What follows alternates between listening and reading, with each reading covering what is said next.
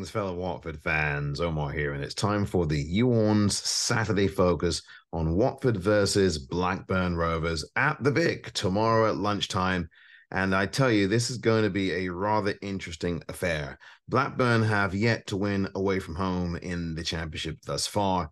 They've actually stumbled a little bit early on in the early running, and Watford have won one, drawn one, and lost one. So what will the result be tomorrow? Well, who knows about it? I think Watford will prevail, but it'll be a very difficult game. I think Blackburn are going to come in here and make this a very difficult game for Watford. So Watford, after a very poor performance against Stoke last week, are going to have to go back to the bread and butter that Val has left out for them.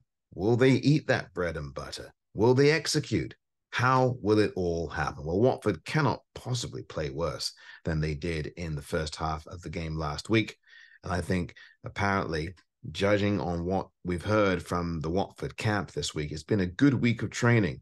Now it has to be a great day of execution for Watford if they are to get these 3 points against the Blackburn Rovers side, still looking to find their feet. Well, Watford, in terms of their lineup tomorrow, there's going to be one or two changes because it has been revealed this week by Val that you'll see Jeremy Ngakia in line for contention and James Morris as well. Both of them are available to play for the game tomorrow. Now, Jeremy Ngakia had missed 2 games of injury. He is back and raring to go. So expect a change at right back, I think, tomorrow.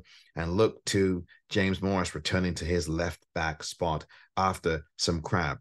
And he will be back and ready to go as far as that's concerned. Jamal Lewis, the left back, who has yet to make his debut for Watford, will not be available for the game tomorrow. And as I've predicted, and I think this is going to be how it shapes out eventually, I think Jamal Lewis, and I've said this before, will not make his debut for Watford until after the international break. So expect that to happen as far as it goes for him. And we will see if Francisco Sierralta, makes it to the bench in this game. I don't think he'll start the game, and it will be remaining to be seen if he is even on the bench for this contest. That means Jake Livermore will be starting. Expect that to happen tomorrow.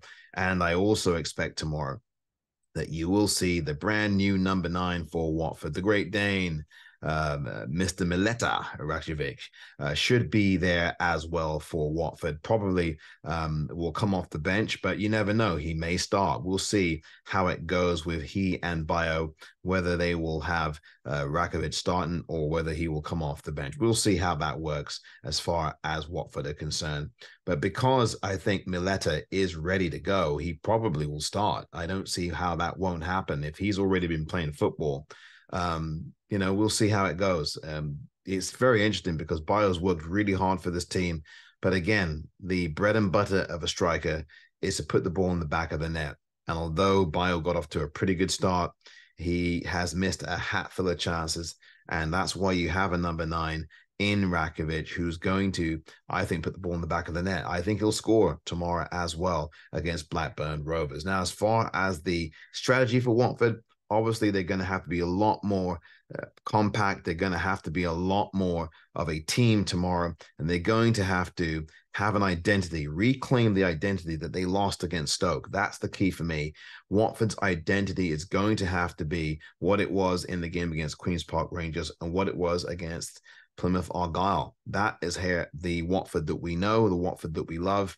And if that particular Watford executes its game plan as it did well in that first game against QPR and to a larger extent without goals against Plymouth, I think you'll see a happy Vicarage Road for the most part tomorrow. But if Watford revert to the kind of game that they played against Stoke or revert to some of the things they did against Stevenage in the Carabao Cup, you will see a Vicarage Road that will be very miffed, to say the very least, on Sunday. Let's hope that the atmosphere continues to be the Vic that we've seen so far, and that'll be down to the players. The Watford players will have to keep fighting for the Watford cause and for 3 points because they need them in these kinds of games at home against a Blackburn side that, as I said, is still trying to find itself here in the early going. John Dahl Thomason, who is the manager for the team, continues to cast a very calm figure over a group of players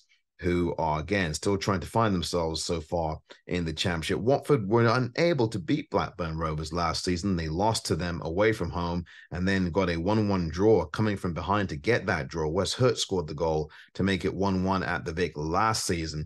And so Blackburn have been a very tricky customer as far as Watford are concerned. But Watford's identity and their purpose are going to have to be switched on from the start. That mentality to go for goal and keep going for goal and keep going for the performance that really set them apart from QPR, Queen's Park Rangers, and of course from Plymouth. But again, the killer instinct must be there in front of goal tomorrow. The finishing has to be there tomorrow, because if you don't finish, you don't score. It's that simple. And so once you get that identity and that team ethic back, and you get that hunger and desire back, which they lost against Stoke, once they reclaim that, I think they'll be in pretty good shape against a very difficult Blackburn Rovers side. This has been the YouOrns Saturday Focus.